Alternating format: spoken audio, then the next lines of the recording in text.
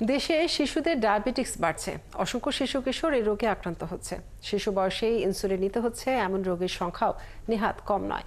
Diabetic সমিতির হিসেবে বছরে গড়ে 1.5 লাখ শিশু এই রোগে আক্রান্ত হচ্ছে। বেশিরভাগ সময় বাবা মায়েরা বুঝতেই পারেন না কখন থেকে তার শিশু ডায়াবেটিসে আক্রান্ত হলো। চিকিৎসকরা বলছেন বদলে যাওয়া জীবনযাপন ও খাদ্যাভ্যাসই এর জন্য দায়ী। আরো জানাচ্ছেন শাহনাজ শারমিন।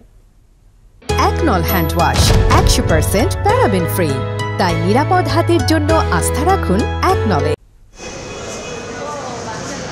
বিশ্বে প্রতি 1 লাখ শিশুর মধ্যে 4 জন ডায়াবেটিসে আক্রান্ত হচ্ছে। টাইপ 1 এবং টাইপ 2 দুই ধরনের ডায়াবেটিসই ধরা পড়ছে শিশুদের। টাইপ 1 এর মূল কারণ শরীরে প্রাকৃতিকভাবে ইনসুলিন তৈরি না হওয়া, কম বয়সে এর উপসর্গ দেখা যায়। টাইপ 2 ডায়াবেটিসে শরীরে ইনসুলিন ক্ষমতা কমে যায়। যাদের ওজন ও শরীরের মেদ বেশি, কায়িক পরিশ্রম করে না, তাদের এটি হবার আশঙ্কা বেশি। তবে দুই ধরনের ডায়াবেটিসেই জিনগত কিছু বৈশিষ্ট্য এর জন্য দায়ী। বেশিরভাগ সময় বাবা মায়েরা বুঝতেই পেরিয়ে যায় অনেকটা সময়। ঘুমাই থাকতো, যখন 10-11টা বেজে গেলে আমি নিজে থেকে উঠাতাম। ঘুম থেকে উঠানোর পরেও দেখি একটু কেমন যেন ঝিমাই আছে, ভাল লাগছে না বলতেছে।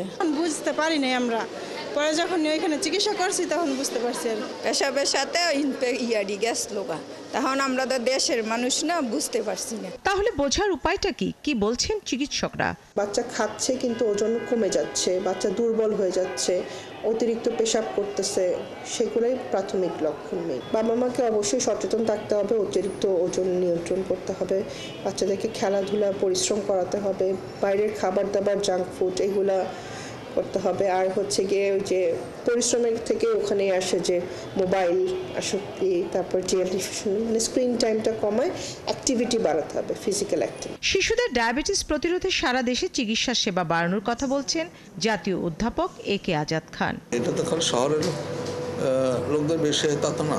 টাইপ 1 ডায়াবেটিস শহর গ্রামে তো একই রকম। এটা সব জায়গায় এর সার্ভিস ও এডুকেশন বিস্তার করা উচিত, যে মানুষের একটা বয়সের পর, যেমন ধর যাদের বংশে ডায়াবেটিসের প্রাদুর্ভাব বেশি, তারা ডায়াবেটিসটা একবার চেক করে। বাবা মায়ের সচেতনতা, শিশুদের খাদ্যাভ্যাস, মোবাইল বা টিভি দেখা কমিয়ে আনা, সেই সাথে খেলাধুলা সহ শারীরিক কর্মকাণ্ড বাড়ানোর পরামর্শ দিচ্ছেন চিকিৎসকরা। শাহনাজ শারমিন, 71, ঢাকা।